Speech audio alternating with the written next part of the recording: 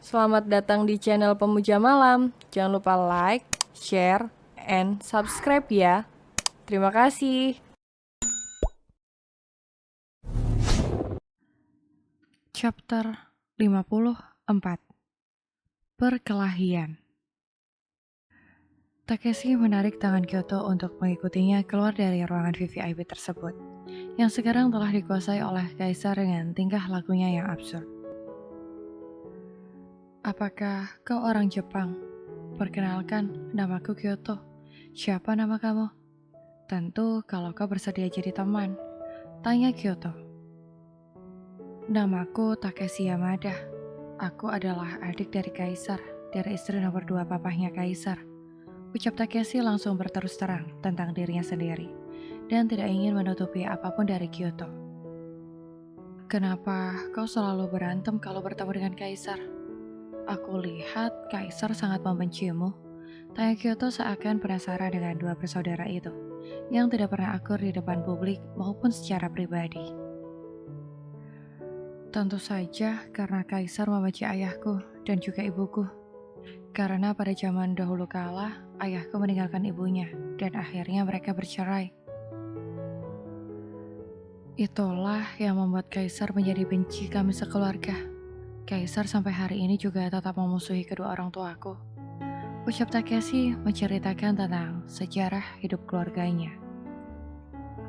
Kamu sudah lama berada di Indonesia? Tanya Takeshi masih menggenggam tangan Kyoto, sambil berjalan menuju mobilnya.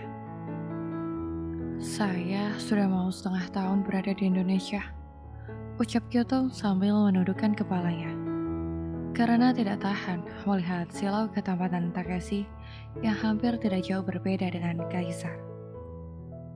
Kalau saya baru datang hari ini, tadinya ingin bertemu dengan keponakanku, tapi ternyata katanya dia sedang di Amerika untuk bertemu dengan kakek neneknya, ucap Takeshi sambil melirik kepada Kyoto. Ayo kita pergi jalan-jalan. Anggaplah kau menjadi studi guard buat saya di Jakarta hari ini. Karena sejujurnya saya tidak terlalu mengenal Jakarta. Walaupun ibuku orang Jakarta asli, tapi dia sudah lama tidak pernah pulang ke sini. Karena kedua orang tuaku memilih untuk menetap di Jepang dan juga berbisnis di sana, ucap Takeshi sambil membukakan pintu mobilnya untuk Kyoto. Mungkin karena sesama orang Jepang sehingga mereka merasa seakan sudah dekat, seakan bertemu dengan orang kampung halaman. Oleh karena itu, dalam waktu sekejap, mereka sudah akrab dan bisa bercanda tanpa merasa canggung satu sama lainnya. Apalagi sifat Takeshi yang easygoing dan juga ramah sehingga membuat Kyoto merasa nyaman di sisinya. Kamu ingin jalan-jalan kemana hari ini? Tanya Kyoto. Terserah padamu, aku akan mengikutimu kemanapun kamu membawaku. Bukankah aku sudah mengatakan kalau hari ini kau adalah studi guardku? Kau yang akan membawaku untuk melihat kota Jakarta. Ucap Takeshi dengan senyumnya yang manis. Ayolah Takeshi, aku juga pendatang di sini, sama-sama tidak tahu. Aku yakin ini bukan pertama kalinya kau datang ke Jakarta. Ucap Kyoto mulai jengah dengan tingkah Takeshi, yang seakan tidak tahu Jakarta sama sekali. Mendengarkan perkataan Kyoto, Takeshi tertawa terbahak-bahak, sehingga membuat Kyoto terpesona dengan laki-laki yang ada di sampingnya, yang begitu tampan dan menawan baginya. Apa mungkin karena dia adiknya Kaisar ya, sehingga dia memiliki aura memikat yang sama dengan kakaknya, menawan dan juga menarik. Tetapi setelah mengenal Kaisar lebih dekat, ternyata dia tidak menarik sama sekali. Dia seorang suami yang takut istri. Tidak menggemaskan. Melihat sifat Kyoto yang selama ini selalu dimanjakan oleh kedua orang tuanya, melihat seorang Kaisar yang begitu takluk di hadapan Delia, sudah membuatnya kalang kabut dan serasa ilfil. Ya ampun, selama ini aku sudah menggilai Kaisar. Setelah melihat dan kenal dia lebih dekat, Kaisar ternyata tak seindah yang aku bayangkan. Tampak Kyoto melamun dan terus menatap kepada Takeshi. Kenapa kau dari tadi menatapku seperti orang linglung? Apakah ada yang salah di wajahku? Ternyata Takeshi melirik sekilas kepada Kyoto. Membuat Kyoto langsung gelagapan. Begitu mengetahui, Takeshi menyadari bahwa dirinya sedang memperhatikannya. Ada apa? Apakah kau melihat ada kesalahan di wajahku? Takeshi berusaha untuk mengejar penjelasan dari Kyoto. Akan tetapi, Kyoto mengalihkan pembicaraan mereka. Selain untuk menemui keponakanmu, apakah kau ada keperluan lain untuk datang ke Indonesia? Tanya Kyoto yang rupanya sudah mulai tertarik tentang diri Takeshi, yang dewasa dan bijak. Kyoto menilai Takeshi jauh lebih matching untuk bersanding dengan dirinya daripada Kaisar yang sudah om-om. Iya, ada sedikit mengurus masalah bisnis. Memangnya kenapa? Lalu kau sendiri, kenapa bisa kenal dengan Delia? Apakah bisa kau menceritakan kepadaku? Tanya Takeshi.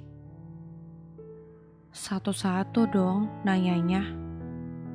Aku kan jadinya bingung mana yang harus ku jawab.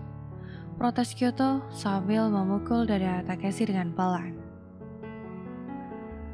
Takeshi menangkap telapak tangan Kyoto yang halus dan membawanya ke dalam pelukannya. Kemudian menciumnya dengan lembut. Tampak Kyoto tersipu melihat Takeshi memperlakukannya seperti itu. Kyoto merasa malu ketika tiba-tiba saja Takeshi menciumnya, padahal mereka baru saja bertemu. Kamu kok main cium-cium aku aja sih? Dasar mesum, memangnya aku ini siapanya kamu? Tanya Kyoto kepada Takeshi yang kini sedang tersenyum kepadanya. Apakah kau mau jadi kekasihku? Mungkin kedua orang tua kita akan senang kalau kita menjadi pasangan suami istri. Ucap Takeshi sambil menatap tajam kepada Kyoto. Ia langsung melotot merasa terkejut dengan pertanyaan dirinya. Kau jangan ngawur, kau baru bertemu denganku hari ini. Kenapa sudah melakukan hal seperti ini kepadaku? Tolong, jangan konyol begitu. Ucap Kyoto sambil memukul dada Takeshi sekali lagi. Percayalah padaku, kalau satu kali lagi kau memukul dadaku, maka aku akan menciummu dan menjadikanmu sebagai calon istriku. Ucap Takeshi sambil tertawa.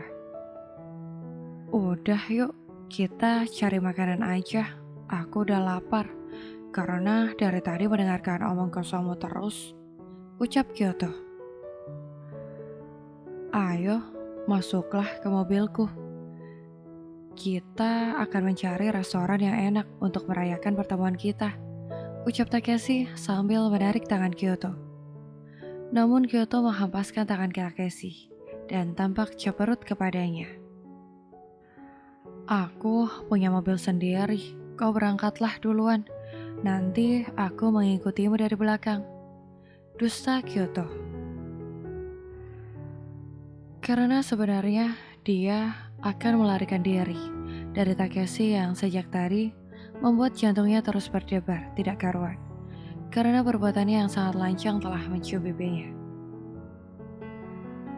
Tidak usah, ayo kau ikut denganku saja. Biarkan mobilmu di situ. Nanti aku akan menyuruh anak buahku untuk mengantarkannya ke rumahmu. Ucap Takeshi tidak mau untuk dibantah oleh Kyoto. Tidak mau, aku mau menggunakan mobilku saja. Kenapa?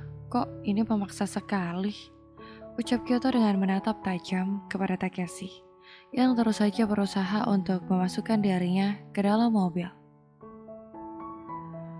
Kyoto yang memang seorang ahli bela diri, sontak dia langsung menyerang Takeshi, yang terus saja berusaha untuk memaksanya mengikutinya pergi dengan mobilnya. Tapi siapa yang menyangka kalau ternyata Takeshi adalah seorang lawan yang cukup seimbang melawan Kyoto. Terjadi pertempuran sengit antara Takeshi dan Kyoto. di depan parkiran restorannya Delia. Perkelahian mereka berdua akhirnya mengundang mata pengunjung restoran untuk menyaksikan pertandingan seru antara keduanya. Salah seorang karyawan Delia melihatnya dan langsung melaporkan kepada Delia yang saat ini sedang makan siang bersama dengan Kaisar. Maafkan saya, Nyonya Delia. Di depan ada perkelahian yang sangat sengit antara Kyoto dan teman Nyonya. Ucap pelayan tersebut melaporkan kejadian itu kepada Delia. Masa? Tanya Kaisar merasa heran. Apanya yang masa? Sudah, ayo kita lihat. Jangan sampai mereka saling melukai. Ucap Delia akhirnya berdiri dan langsung pergi keluar ruangan VVIP. Diikuti oleh Kaisar yang dari tadi cemberut terus. Karena kesal dan jengkel, makan siangnya terganggu gara-gara Takeshi dan Kyoto. Takeshi, di mana-mana selalu saja maunya mengganggu hidupku. Bahkan sampai makan siang saja tidak bisa tenang gara-gara dia. Ucap Kaisar. Akhirnya dia mengikuti sang istri karena dia tidak mau kalau dia lihat sampai dekat-dekat dengan Takeshi yang menurutnya terlalu gede terhadap istrinya. Begitu Delia dan Kaisar sampai keluar, tampak pertarungan itu masih belum berakhir juga. Tampak Takeshi sudah mulai menguasai keadaan. Terlihat dari Kyoto yang mulai kepayahan melawannya dan mulai bercucuran keringat di keningnya. Karena kelelahan setelah melawan Takeshi hampir 30 menit lamanya. Kalau kau kalah melawanku, maka kau harus berjanji kalau kau akan menjadi calon istriku. Ucap Takeshi kepada Kyoto dengan lantang di antara perkelahian mereka berdua. Dalam mimpimu, kita lihat saja apakah kau bisa mengalahkanku. Ucap Kyoto merasa tertantang untuk melawan Takeshi yang ternyata cukup tangguh dan terus bisa mengelak dari serangannya. Sampai akhirnya tiba-tiba saja Kyoto menginjak sebuah kulit pisang sehingga membuatnya hampir saja jatuh ke lantai. Dengan sigap, Takeshi langsung menarik tangan Kyoto ke dalam pelukannya agar Kyoto tidak sampai terjatuh gara-gara kulit pisang misterius tersebut. Dengan refleks, Takeshi langsung mencium bibir Kyoto yang saat ini sedang ada di hadapannya. Cuma lembut dan rakus yang tiba-tiba diberikan oleh Takeshi kepada Kyoto. Membuat para pengunjung yang saat ini sedang melihat aksi mereka sontak berteriak heboh karena melihat apa yang dilakukan oleh Takeshi terhadap Kyoto. Wah, anak itu kurang ajar. Sungguh beraninya dia karena telah mencium seorang anak gadis di depan publik. Ucap Kaisar melihat perbuatan adiknya yang luar biasa frontal. Woi, kalau mau melakukan hal mesum seperti itu, tolong jangan di depan publik, atau nanti ada yang akan melaporkan kalian berdua. Kalau kalian tidak mau juga untuk menghentikannya saat ini, ucap Delia berteriak kepada Takeshi dan Kyoto yang masih asyik berciuman. Tampak Kyoto yang hanyut dan terlena dengan apa yang dilakukan oleh Takeshi yang tiba-tiba. Seluruh tubuh Kyoto rasanya melemas seketika. Entah kenapa, Takeshi begitu bisa menguasai dirinya sehingga membuatnya tidak mampu untuk melawan lagi. Takeshi, hentikan yang kau lakukan itu. Dasar anak nakal. Jangan kau buat malu keluarga Yamada dengan kelakuan minusmu yang tidak tahu malu itu. Ucap Kaisar dengan nada tinggi, sehingga membuat Kyoto dan Takeshi tersadar dari apa yang telah mereka lakukan. Takeshi langsung melepaskan pagutannya di bibir Kyoto dan kemudian melirikkan matanya ke sekitar. Banyak warga yang menonton aksi ciumannya. Bahkan ada yang tampak sedang merekam dan juga terpesona dengan apa yang dia lakukan dirinya terhadap Kyoto. Apa yang kalian lakukan? Kenapa kalian merekam kami berdua, hah? Ayo cepat hapus, atau aku akan melaporkan kalian semua. Dan menuntut kalian dengan tuntutan melanggar privasi kami berdua. Ucap Takeshi dengan menatap tajam kepada mereka semua. Ia mulai ketakutan dengan ancamannya, dan satu persatu meninggalkan tempat itu. Mereka semua sudah melihat kemampuan Takeshi yang pandai bertarung dan juga bela diri. Tidak ada yang mau mencari masalah dengan Takeshi yang seorang jagoan. Kenapa kalian semua kabur? Ayo, cepat hapus dulu rekaman kami. Ucap Takeshi histeris melihat mereka semua kini sudah meninggalkan dirinya bersama dengan Kyoto yang masih tampak linglung dalam pelukan dan genggaman tangan Takeshi. Dasar berandalan, sudah tahu kau salah. Sekarang kau pakai cara mengancam orang lain.